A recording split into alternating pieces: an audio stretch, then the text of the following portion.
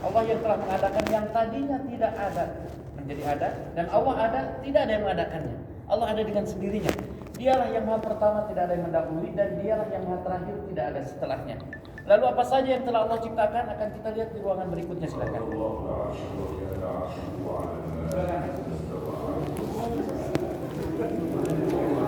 Allahu Akbar. Kirain itu tadi.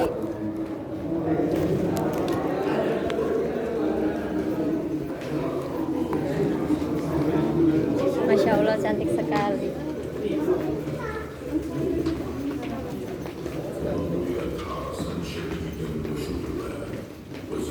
Tak kira layar ini tadi.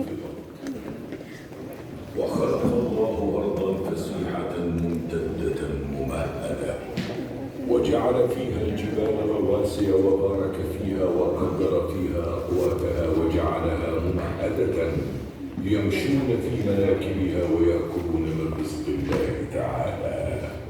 خلق الله الملائكة من نور بأعداد عظيمة حتى إنه ما في السماء موضع 4 أصابع إلا وملك واضع جبهته ساجدا لله يأتمرون بأوامره النافذة سبحانه. وخلق الله الجن من نار خلقوا قبل آدم منهم الصالحون ومنهم دون ذلك ومنهم إبليس الذي أبى السجود واستكبر عن طاعة ربه فطرد من رحمته. ثم قبض ربنا قبضة من جميع الأرض وخلق منها آدم ثم تناسل منه بقية الخلق. جاء بنو آدم من سلالة من طين مبتدأها نطفة من ماء مهين ثم تكون علقة فمضغة فعظاما ثم تكسى لحما فتبارك الله أحسن الخالقين. خلق الله الجن والإنس لغاية عظيمة وهي أن يعبدوه وحده ولا يشركوا به شيئا. يا أيها الناس اعبدوا ربكم الذي خلقكم والذين من قبلكم لعلكم تتقون الذي جعل لكم الأرض فراشا والسماء بناء وأنزل من السماء ماء فأخرج به من الثمرات رزقا لكم فلا تجعلوا لله أندادا وأنتم تعلمون. Baik, inilah yang telah diciptakan oleh Allah Subhanahu wa Ta'ala, dan yang pertama yang diciptakannya adalah arsy. Lalu Allah menciptakan kolam dan menyuruh kepada kolam untuk mencatat semua yang akan terjadi dari awal sampai akhir, yang kemudian catatan tersebut disimpan yang namanya Lauhul Mahfuz. Lalu Allah menciptakan alam semesta beserta isinya, dan Allah menciptakan malaikat dari cahaya yang jumlahnya sangat banyak memenuhi langit. Mungkin ukurannya sekitar 4 jari. Ada malaikat yang bersujud taat kepada Allah Subhanahu wa Ta'ala. Dan Allah menciptakan jin dari api. Jin tersebut ada yang taat beribadah kepadanya, ada juga yang bermaksiat. Dan Allah menciptakan sebaik-baik ciptaan itu manusia. Dan manusia pertama yang Allah ciptakan Nabi Adam alaihissalam, Abul Bashar, bapaknya daripada manusia. Yang kemudian setelahnya bapak diciptakan keturunan Nabi Adam alaihissalam yang Allah ciptakan dari tanah. Akan tetapi prosesnya Allah takdirkan berada dalam rahim seorang wanita atau seorang ibu, berasal dari tetes air, kemudian berubah menjadi segumpal darah, dan berubah menjadi tulang yang diselimuti daging, dan terakhir seperti kita saat ini. Sebaik-baik ciptaan Allah Subhanahu wa Ta'ala. Diciptakan jin dan manusia Bapak Ibu yang dirahmati Allah bukan cuma-cuma, akan tetapi ada tujuan yang utama, tugas yang pokok, yaitu untuk menyembah hanya kepada Allah dan tidak boleh menyebutkannya dengan apapun. Dari sekian yang telah kita saksikan tadi, baik dari lautan ataupun lautan, sebelah kanan saya di sini ada beberapa fosil yang usianya sudah cukup lama yang ada di Saudi Arabia sebagai salah satu contoh adanya penciptaan alam semesta. Silakan yang melihat boleh dilihat, silakan. Dan sebelah kiri juga ada bebatuan, termasuk tempat-tempat lokasi batu tersebut.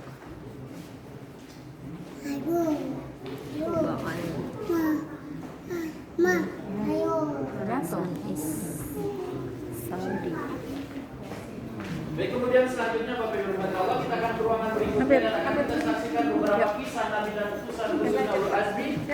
Semuanya sama di hadapan Allah, yang membedakan hanya keimanan dan ketakwaan saja. السلام لقومه ليدعوهم إلى عبادة الله وحده ومكث يدعوهم عليه السلام زمنا طويلا لكنهم أعرضوا.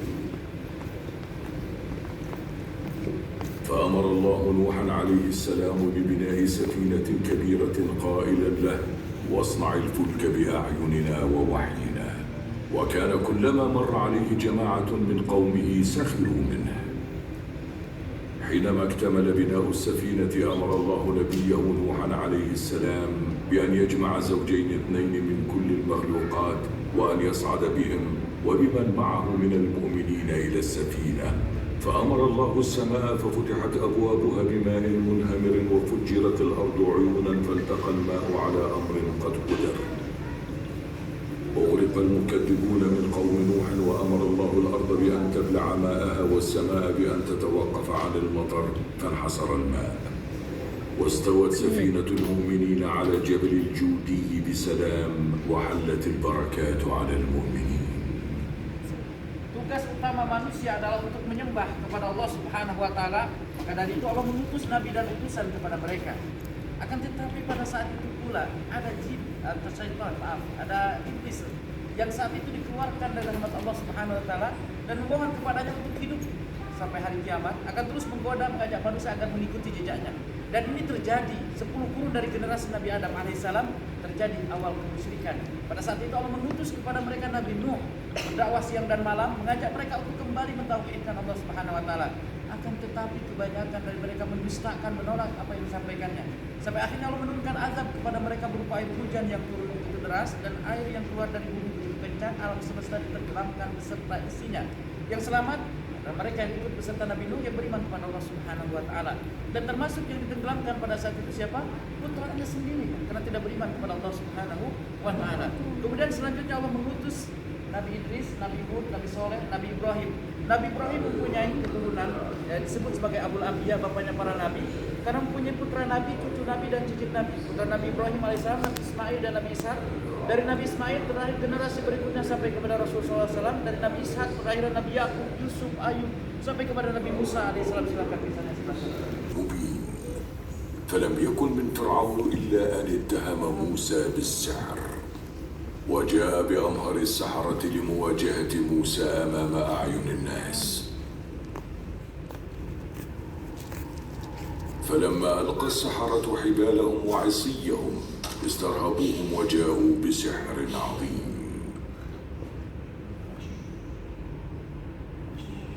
ولما ألقى موسى عصاه إذا بها تتحول إلى ثعبان مبين يلقف ما ألقوه بقدرة الله. فألقي السحرة ساجدين لله رب العالمين. استمر آل فرعون في تكذيب موسى ومن معه من المؤمنين. أمر الله موسى بأن يخرج ببني إسرائيل ليلا من مصر فتبعهم فرعون وجنوده. ولما بلغ موسى البحر أوحى الله إليه أن اضرب بعصاك البحر فانشطر. ومر موسى ومن معه من بني إسرائيل واجتازوا البحر وأتبعهم فرعون وجنده مغترين. فأمر الله البحر بأن ينطبق عليهم وأدرك فرعون وقومه الغرق وهلكوا جميعا. Dan inilah Nabi Musa alaihissalam yang Allah utus kepada seorang pemimpin yang sombong, raja yang zalim, Fir'aun. Dengan kesombongannya, dengan kezalimannya Allah tenggelamkan dia dan pasukannya di dalam lautan. Dan orang yang beriman, yang selalu menggantungkan urusannya hanya kepada Allah, meminta, memohon hanya kepadanya, sesulit apapun masalah dalam kehidupannya, sedahsyat apapun ujian yang sedang dihadapinya, serumit apapun urusan-urusan yang dilewatinya, ketika menyandarkan diri hanya kepada Allah dan memohon pertolongannya, Allah pasti akan datangkan pertolongan. Allah pasti akan mudahkan dari segala urusannya. Allah pasti akan datangkan solusi dari setiap permasalahannya. Bahkan mungkin solusi tersebut datang dari arah yang tidak pernah terkirakan. Nabi Musa alaihissalam dikejar-kejar oleh Fir'aun dan pasukannya, dan di depannya ada lautan. Tak pernah terbayangkan bahwa laut tersebut akan terbelah.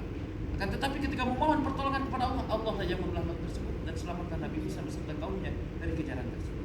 Kemudian selanjutnya kita akan sampai kepada kisah terakhir dari generasi Nabi Ismail alaihissalam. Silakan. صلى الله عليه وسلم دعوته بأهل بيته ولما جهر بالدعوة في قريش كذبوه واتهموه بالباطل وآذوه وحاولوا استمالته بالمال والمنصب. مكث صلى الله عليه وسلم يبلغ رسالته لقوافل الحج القادمة لمكة، وبعد أكثر من عقد من بعثته انشرح صدر جماعة من يثرب فدخلوا في الإسلام. ازداد كيد قريش وآذاها لمحمد صلى الله عليه وسلم وصحبه رضي الله عنهم، فأذن الله لهم بالهجرة من مكة إلى المدينة. وخرج صلى الله عليه وسلم برفقة صاحبه أبي بكر رضي الله عنه في رحلة شاقة محفوفة بالمخاطر حتى وصلوا المدينة فاستقبله الأنصار بحفاوة. كان أول ما بدأ به النبي صلى الله عليه وسلم في المدينة تأسيس المسجد، فبنى مسجد قباء، ثم أمر ببناء المسجد النبوي، ثم كانت المؤاخاة بين المهاجرين والأنصار. بدأ صلى الله عليه وسلم عهدا جديدا لنشر دعوته في جزيرة العرب.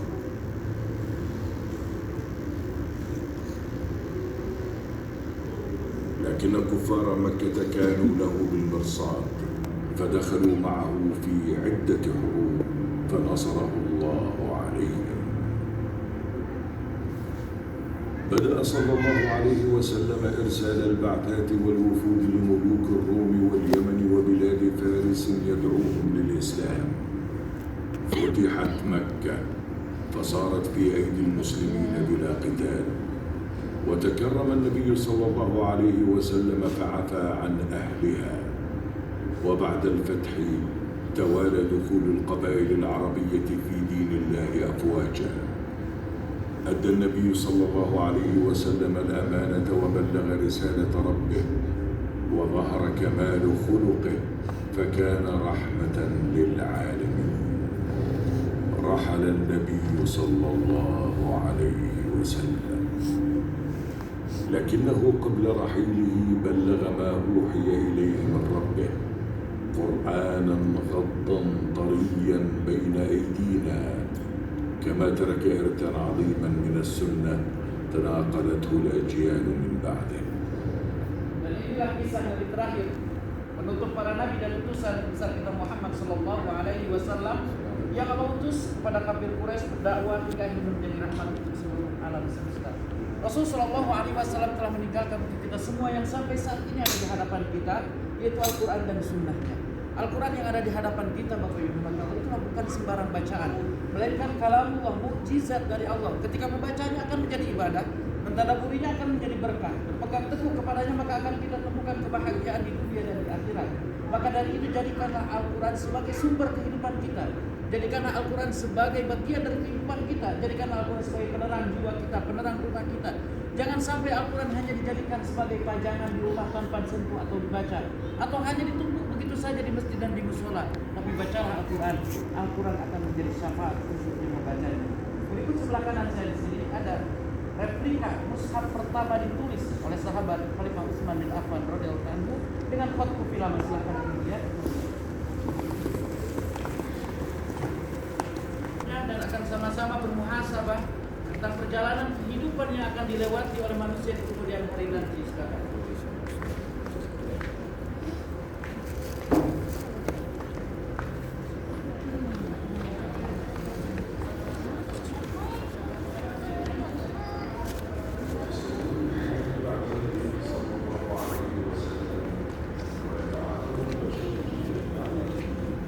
Alam semesta akan dihancurkan beserta apa yang ada di dalamnya. Kepada saat itu air laut akan tumpah ke darat, bumi gempa, planet bertabrakan, gunung-gunung meletus. Lalu semua yang namanya hidup pasti akan mati.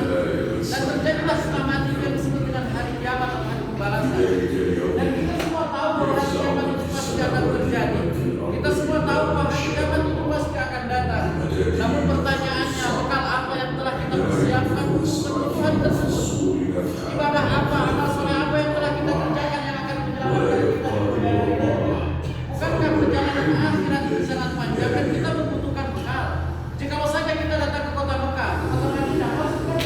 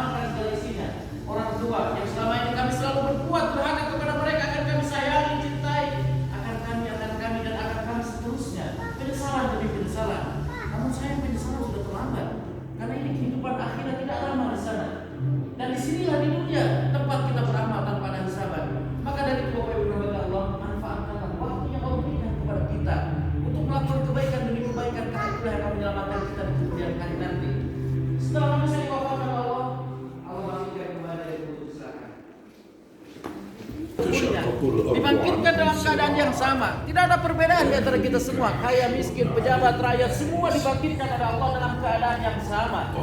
Lantas apa yang membuat kita merasa berbangga diri hidup di atas bumi? Apa yang membuat kita merasa kita paling hebat? Apa yang menjadikan kita sombong dan takabur?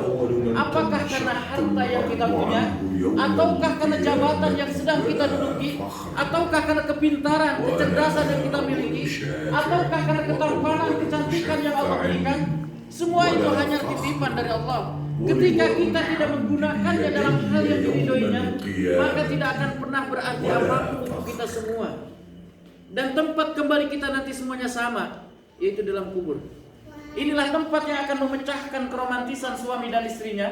Ini juga tempat yang akan menjauhkan seorang ayah dari anak dan istrinya. Ini juga tempat yang akan menggusur seorang yang sombong, takabur, hidup di atas bumi dalam kemewahan, menjadi tempat yang begitu sempit dalam kubur, ditemani cacing dan belatung di dalamnya. Kita semua datang ke dunia ini tanpa membawa apapun, dan kita pun akan kembali dari dunia ini tanpa membawa apapun, hanya kain kapan yang kita bawa dan amal soleh yang kita kerjakan ketika hidup di dunia. Istri, tetangga, sahabat, suami, semuanya tidak akan ikut beserta kita ke dalam sini. Kemudian setelah dari kubur manusia dibangkitkan oleh Allah dan akan digiring menuju sebuah tempat yang begitu luas yang dinamakan padang mahsyar nanti. Turunkan matahari sehingga tidak jauh dari kepala manusia. Bayangkan bagaimana rasa panasnya nanti. Jikalau saja sekarang ketika di kota Mekah, Madinah kita merasakan kepanasan di siang hari, bagaimana dengan panasnya di padang mahsyar nanti? Siapa yang akan memberikan naungan kepada kita? Siapa yang akan menyelamatkan kita? Siapa yang akan menolong kita? Amal ibadah, amal soleh yang kita kerjakan ketika hidup di dunia. Maka dari itu kita butuh amal tersebut.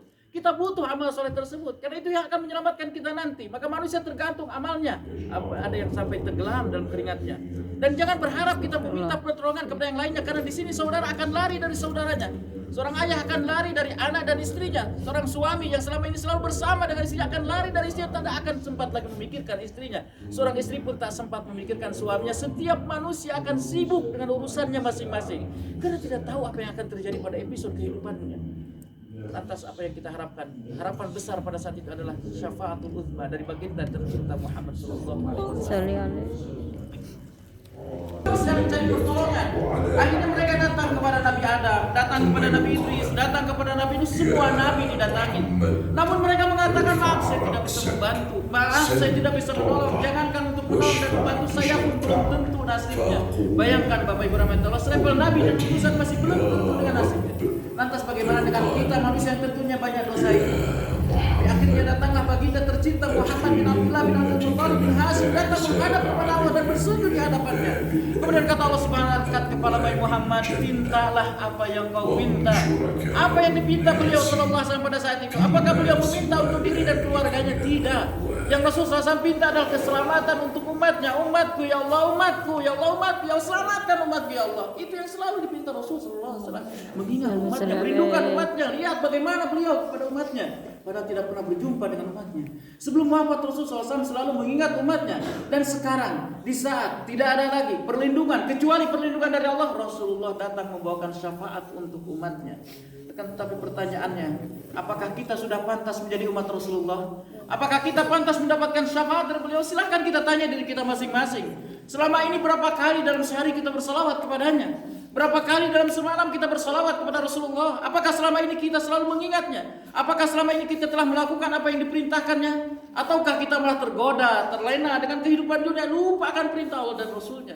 Bagaimana kita mendapatkan syafaat dari beliau sementara kita tidak pernah mengingatnya? Bagaimana mendapatkan syafaat dari Rasulullah sementara dalam hati kita tidak ada kecintaan kepadanya? Maka dari sekarang Bapak Ibu rahmat Allah, cintailah Rasulullah seperti kita mencintai diri kita sendiri.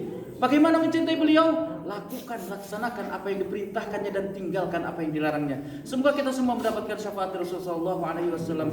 Allahumma shalli wa barik alaihi. Setelah dari syafaat ini kita masih akan dihadapkan di hadapan Allah Subhanahu wa taala. Dan manusia akan dihadapkan di hadapan Sang Khaliq, di hadapan Allah Subhanahu wa taala. Di hadapan diharamkan untuk diperhitungkan setiap amal ibadah yang telah dilakukannya ketika hidup di dunia.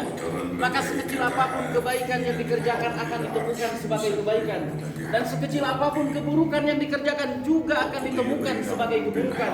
Dan di sini di hadapan Allah tidak ada kedustaan di antara kita dengannya. Jikalau hidup di dunia masih berbohong, berdusta, di hadapan Allah tak bisa sama sekali. Karena Allah akan mengunci mulut manusia, tangannya berbicara, kakinya berbicara, matanya berbicara, telinganya berbicara, semua anggota badan berbicara, memberikan kesaksian terhadap apa yang telah dilakukannya ketika hidup di dunia. Inilah tangan yang selalu dipakai untuk kebaikan, menolong orang lain, membantu orang lain, berinfak, bersedekah dan yang lainnya. Ini tangan yang juga dipakai untuk keburukan, bermaksiat kepada Allah, melakukan kejahatan, kezaliman. Inilah kaki yang melangkahkan kepada ketaatan. Ini pula kaki yang melangkahkan kemaksiatan. Dan inilah mata yang siang dan malam tanpa lelah, tanpa letih menyaksikan hal-hal yang diharamkan oleh Allah. Ini pula mata yang selalu menangis takut karenanya. Dan inilah telinga yang selalu mendengarkan hal-hal yang tidak boleh untuk didengar. Semuanya memberikan kesaksian. Semua akan tercatat dan semua akan ada hitungannya. Ma yalfizu fi qaulin illa ladaihi raqibun atid. Apapun yang kita ucapkan, apapun yang kita kerjakan, semua akan ada catatannya. Dan setiap kita pasti akan mempunyai buku catatan amal tersebut. Dan barang siapa yang mendapatkan buku catatan amal tersebut datang dari sebelah tangan kanannya, maka itu bertanda kebahagiaan. Ketika mendapatkannya akan gembira, ketika mendapatkannya akan bahagia. Ha umqra'u kitabiyah. Inilah buku catatan amalku. Inilah catatan amalku, isinya semua tentang kebaikan demi kebaikan yang dikerjakan ketika hidup di dunia yang penuh dengan lelah dan letih. Dan sekarang Allah membalasnya dengan balasan yang berlipat ganda dan memasukkannya ke dalam surga yang penuh dengan kenikmatan. Namun ketika catatan tersebut datang dari sebelah tangan kiri kita atau dari belakang kita, maka itu kecelakaan yang nyata. Ketika mendapatkannya akan menyesal, sehingga mengatakan, ya laitani lam uta kitabiyah. Ya Allah, seandainya buku catatan tersebut tidak kau berikan, ya Allah, saya lebih baik tidak menerima dan tidak melihatnya, ya Allah, karena saya tahu isinya semua tentang kemaksiatan demi kemaksiatan yang saya lakukan ketika hidup di dunia tanpa tertutupi dengan taubat. Isinya semua tentang kezaliman, kejahatan, kesalahan demi kesalahan yang saya lakukan, dan saya tak pernah sempat meminta ampunanmu, ya Allah. Dan saya pun dimatikan dalam keadaan su'ul khatimah. Karena penyesalan sudah terlambat, akhirnya dimasukkan, dilemparkan ke dalam api neraka yang penuh dengan siksaan azab di dalamnya, waliyadzubillah. Maka dari itu Bapak Ibu yang dirahmati Allah, inilah pesan yang ingin disampaikan daripada museum kami, Museum Sofia. Mungkin museum ini tidak seperti museum lain pada umumnya, akan tetapi besar harapan kami semoga dengan perjalanan singkat kita ini kembali mengingatkan kepada kita semua, membangunkan hati yang telah tertidur lelap, bahwa hidup kita, perjalanan kita masih panjang.